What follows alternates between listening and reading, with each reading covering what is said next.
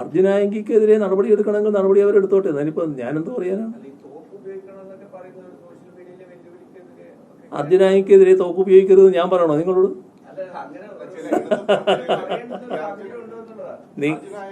അർജുനായങ്കിനെ ന്യായീകരിക്കേണ്ട ആവശ്യമൊന്നും എനിക്ക് എന്നെ സംബന്ധിച്ചിടത്തോളം. അയാൾക്കെതിരെ നടപടി എടുക്കണമെങ്കിൽ നടപടി എടുത്തോട്ടെ. അതിന് യാതൊരു തടസ്സവും ഞങ്ങൾക്കില്ല. ഞാൻ കണ്ടിട്ടില്ല, അത് ഞാൻ കണ്ടിട്ടില്ല. ഈ വന്ദേ മാതരം മുഴുവനായി സ്വാതന്ത്ര്യ ദിനത്തിൽ ആലപിക്കണം എന്നുള്ള ഒരു ഉത്തരവ് ഇറങ്ങിയിട്ടുണ്ട്. പൊതുവെ നേരത്തേക്ക് വിവാദമായിരുന്നു. വീണ്ടും അത് മുഴുവനായി ആലപിക്കണം എന്നുള്ള സർക്കാർ ഉത്തരവാണ് വരുന്നത്. എന്താണ് അങ്ങനെ തുടർച്ചയായി വന്ദേ മാതരത്തിന്റെ കാര്യത്തില് നമ്മുടെ രാജ്യം പൊതുവെ അംഗീകരിച്ചൊരു കാര്യമുണ്ട്. അതായത് വന്ദേ മാതരം എന്ന ആ ആകെയുള്ള ഗാനം അത് മതനിരപേക്ഷതയ്ക്ക് ചേരാത്തതാണ്. നമ്മളൊരു മതനിരപേക്ഷ രാഷ്ട്രമാണ് എന്ന് തീരുമാനിച്ചു കഴിഞ്ഞ സാഹചര്യത്തിൽ ആ മതനിരപേക്ഷതയ്ക്ക് ചേരാത്ത ഒരു ഗാനം അതേ രീതിയിൽ ചൊല്ലരുത് എന്ന് നമ്മുടെ കോൺസ്റ്റിറ്റ്യൂഷൻ അസംബ്ലി തന്നെ തീരുമാനിച്ചതാണ്. അത് ആദ്യത്തെ ഈരടികൾ ചൊല്ലുന്നതിൽ തെറ്റില്ല. അപ്പോൾ ആദ്യത്തെ ഈരടികൾ മാത്രമേ ചൊല്ലേണ്ടതായിട്ടുള്ളൂ എന്നും കോൺസ്റ്റിറ്റ്യൂഷൻ അസംബ്ലി തീരുമാനമെടുത്തിട്ടുണ്ട്. ഇവിടെയാണ് രാജേന്ദ്രപ്രസാദാണെന്ന് പ്രഖ്യാപിക്കുന്നത്. ഇതായിരുന്നു പണ്ഡിറ്റ് ജവഹർലാൽ നെഹ്റുവിൻ്റെ അടക്കം നയം. ആ നയമാണ് കോൺഗ്രസിൻ്റെ നയമായിട്ടുണ്ടായിരുന്നത്. വ്യത്യാസം വന്നത് ഈ ഗവൺമെൻറ് അധികാരത്തിൽ വരുമ്പോൾ ആദ്യത്തെ ദിവസം മന്ത്രിസഭാ സത്യപ്രതിജ്ഞയുടെ ഘട്ടത്തിൽ ഈ വന്ദേ മാതരം മുഴുവനായിട്ടങ്ങ് ചൊല്ലി. വന്ദേ മാതരം മുഴുവനായിട്ട് ചൊല്ലുക എന്നുള്ളത് RSSൻ്റെ നയമാണ്, RSSൻ്റെ അജണ്ടയാണ്. അതിന് പൂർണ്ണമായിട്ട് കീഴ്പ്പെടുന്ന അവസ്ഥ ഇവിടുത്തെ ഗവൺമെൻറ് കാണിച്ചു. വ്യാപക വിമർശനം അതിനെതിരെ ഉയർന്നു. ആ വിമർശനം നിലനിൽക്കുകയാണ് ഇപ്പോൾ വീണ്ടും വന്ദേ മാതരത്തിൻ്റെ പ്രശ്നം വന്നിട്ടുള്ളത്. ഇപ്പോൾ ആഗസ്റ്റ് 15 സ്വാതന്ത്ര്യദിനാഘോഷ വേളയിൽ ദേശീയ ഗാനം മാത്രമല്ല വന്ദേ മാതരം മുഴുവനായിട്ട് ചൊല്ലണമെന്ന് പറയുന്നു എന്നാണ് കേൾക്കുന്നത്. അങ്ങനെയാണെങ്കിൽ അത് ഗൗരവമായ കാര്യമാണ്. അത് RSS നയമാണ്, നമ്മുടെ രാജ്യം അംഗീകരിച്ചതല്ല. ഈ വന്ദേ മാതരം ചൊല്ലുക എന്ന് പറയുമ്പോൾ ആദ്യത്തെ ഈരടികൾ മാത്രം ചൊല്ലേണ്ട കാര്യം മാത്രമേ ഉള്ളൂ.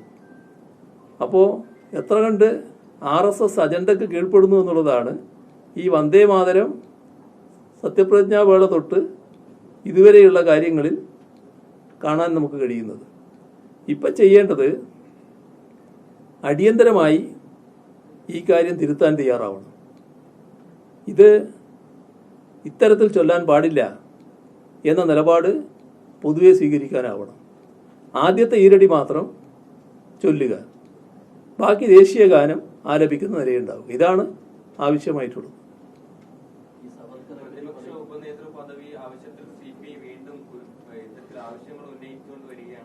അതിനൊക്കെ ഞാൻ നേരത്തെ മറുപടി പറഞ്ഞിട്ടുള്ളതാണ്.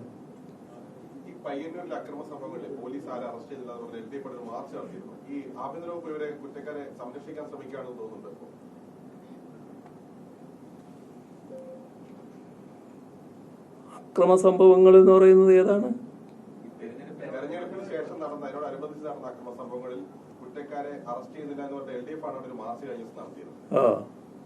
അപ്പൊ അതില് ആഭ്യന്തര വകുപ്പ് സംരക്ഷിക്കുകയാണോ എന്നുള്ളതായിരുന്നു ചോദ്യം.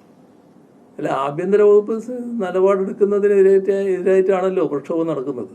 അത് CPIM നടന്നൊരു പ്രക്ഷോഭമല്ലേ.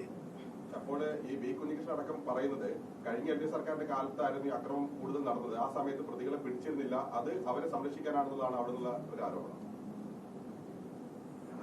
അത് ശരി, അതുകൊണ്ട് ഞങ്ങൾ പിടിക്കുന്നില്ല എന്നാണ് അല്ലേ? അങ്ങനെയാണോ ന്യായം?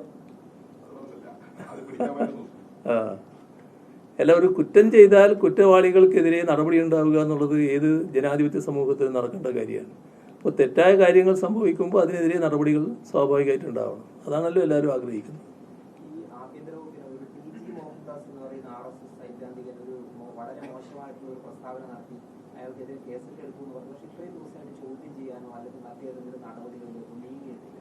അതൊക്കെ ഞാൻ പറഞ്ഞു കഴിഞ്ഞ കാര്യമാണ്, നേരത്തെ പറഞ്ഞതാണ്. എല്ലാ പത്രസമ്മേളനത്തിലും ഒരേ കാര്യം ആവർത്തിച്ചുകൊണ്ടിരിക്കണ്ടല്ലോ.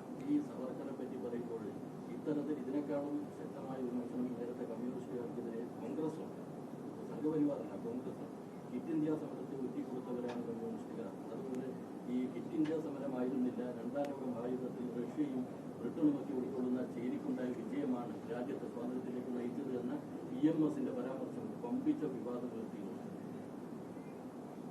വലിയ ചരിത്ര സംഭവങ്ങളല്ലേ, അതിൻ്റെ ആകെ കാര്യങ്ങളിലേക്ക് ഇപ്പം പോണ്ടാലോ. ഞങ്ങൾ സ്വീകരിച്ച നിലപാട് എല്ലാവർക്കും അറിയാവുന്നതാണല്ലോ. കമ്മ്യൂണിസ്റ്റുകാർ എന്തായിരുന്നു പങ്കുവഹിച്ചതെന്ന് എല്ലാവർക്കും അറിയാലോ. ആ സ്വാതന്ത്ര്യ സമര പ്രസ്ഥാനത്തിൻ്റെ ഭാഗമായി കമ്മ്യൂണിസ്റ്റുകാർ ഏതെല്ലാം തരത്തിൽ പങ്കെടുത്തിരുന്നു എല്ലാവർക്കും അറിയാലോ. കമ്മ്യൂണിസ്റ്റുകാരായിട്ടുള്ള ആളുകൾ എത്രമാത്രം പേര് അതിൽ പങ്കെടുത്തു എന്നുള്ളത് നേരത്തെ ഒരു കണക്ക് തന്നെ ഞാൻ അവതരിപ്പിച്ചിരുന്നു. ഞങ്ങളുടെ പാർട്ടി കോൺഗ്രസ് 48 നടക്കുമ്പോൾ അതിൽ പങ്കെടുത്തവരിൽ മഹാഭൂരിഭാഗം വലിയ തോതിൽ ജയിലിൽ കിടന്നവർ, ശിക്ഷ അനുഭവിച്ചവർ എല്ലാമായിരുന്നു. ഏതാ ജയില്? എല്ലാം സ്വാതന്ത്ര്യ സമര പ്രസ്ഥാനത്തിൻ്റെ ഭാഗമായിരുന്നു. അതിൻ്റെ ഭാഗമായിട്ടാണ് ഉണ്ടായത്. ക്വിറ്റ് ഇന്ത്യ സമരത്തെ ഒറ്റിക്കൊടുക്കുന്ന വഴിയല്ല, സാർവദേശീയ രംഗത്തുണ്ടായ സംഭവങ്ങളുണ്ട്. സാർവദേശീയ സംഭവ വികാസങ്ങൾ കാണാതിരിക്കരുത്. ആ സംഭവങ്ങളുടെ നിലപാടിൻ്റെ ഭാഗമായിട്ട് നിലപാട് ഞങ്ങൾ എടുത്തിട്ടുണ്ട്. അത് പൂർണ്ണമായും ശരിയായ നിലപാടായിരുന്നു എന്നത് അന്ന് ഞങ്ങൾ കണ്ട കാര്യമാണ്. അതാണ് വസ്തുത.